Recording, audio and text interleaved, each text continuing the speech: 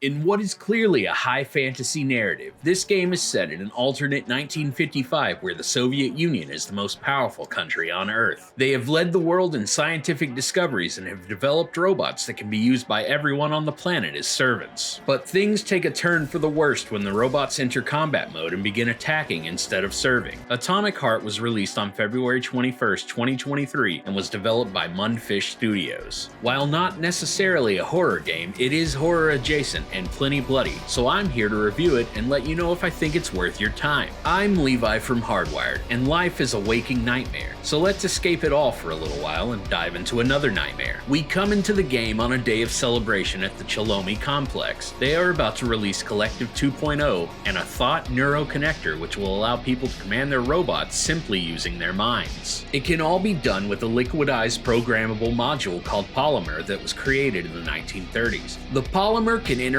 with the human body through the thought device to control the robots. People will also be able to upload knowledge directly into their brains through the device as well. You are a military officer named Major Sergei Nikayev, but your nickname is P3. Your character is equipped with a glove on his left hand that functions much in the same way as the thought neuroconnectors that are about to be released, although his glove has an AI personality programmed into it named Charles. You were called into action to prevent a small situation with the rollout from becoming a major situation, but unfortunately the situation blows up before you're able to assist. The machines go awry and you're now tasked with finding out why this happened and bringing whoever did this to justice. Just a side note completely unrelated to the game, but Collective 2.0 is going to release on June 13th, 1955 in the game, which is Jason Voorhees' 9th birthday. First off, let me just say that the game is visually impressive. The Chalomi complex at the beginning of the game is a beautiful little city, and then when you get to the outside area in the mountains, the landscape is vibrant and gorgeous. The corridors and the facilities are rightfully creepy as well. The lighting in them is dim and very well done to create an atmosphere of dread.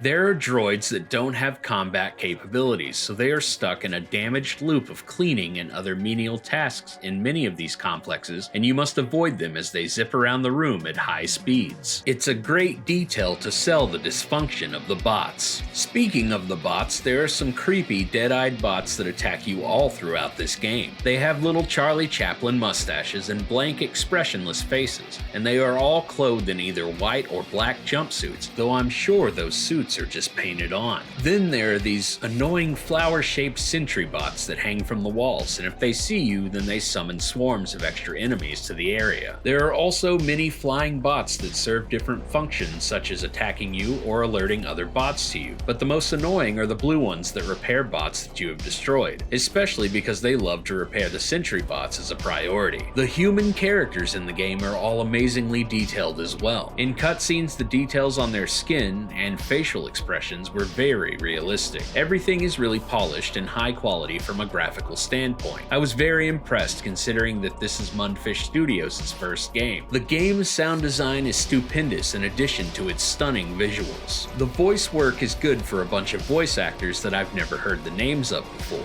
P3 had a few weirdly delivered lines at the beginning of the game, but as I played further into the game and got a better idea of his character, the sarcasm and cynicism that he oozes makes those early lines not seem so strange. The robots have a nice motor sound that accompanies their movements. The sound of your melee weapons smashing onto the metal bodies of the robots is very satisfying. The game's score is composed by Mick Gordon, who scored Doom 2016 and Doom Eternal. The score for the game is nothing short of exceptional. The combat music got me amped up every time I was smashing bots. Besides just the score, the game incorporates classical and opera music at several points and even remixes some opera at points. There's also hints of heavy metal music that isn't being sung in English, so I assume they're singing in Russian. The music hands down is my favorite aspect of Atomic Heart. There's been a lot of first-person shooters lately that try to focus on the story and let their gameplay slip as a result, but Atomic Heart has superbly fun gameplay and combat. You have your melee weapons, as I've said before, but you also have guns like your pistol, shotgun, electric discharge guns both big and small that use energy instead of ammo, and even rocket launchers. The energy to fire the electric guns is constantly being regenerated, but at a slow rate, so use it sparingly. You can customize your weapons, both melee and ranged, to do more damage or be more accurate. You can even turn your melee weapons into power weapons, or add a cartridge to your ranged weapons that allow you to add fire fire, freezing, or shock damage to your weapons. You can also upgrade your character's glove system to do things such as send out a bolt of lightning to stun enemies or to telekinetically lift enemies up and smash them down. You can also freeze them or spray them with polymer that you can then set ablaze with gunshots. You can also use your glove to scan the surrounding area for objectives or enemies. It can also be used to loot cabinets and boxes by telekinetically pulling the objects to you. In addition to an intriguing and decently lengthy main campaign, the game also has a lot of extra puzzles and extra boss type creatures you can find all over the place when you explore. So there is plenty to do in this game if you're an achievement hunter. That being said, the gameplay was a lot of fun and I enjoyed it, except when they made me play Snake, a game I have never played or have ever wanted to play.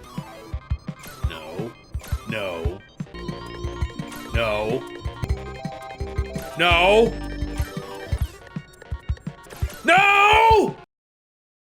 All in all, Atomic Heart is a great first-person shooter, and that's being said by someone who hates first-person shooters. It's got a decent story and its graphics are top tier. I still find it hard to believe that this is Mundfish Studios' first game. The music in the game is amazing and fills the world with so much character. It's adequately violent as well, so, you know, that always scores points with me. Therefore, I give Atomic Heart a 9 out of 10. It's excellent. For Hardwired, I've been Levi Barner.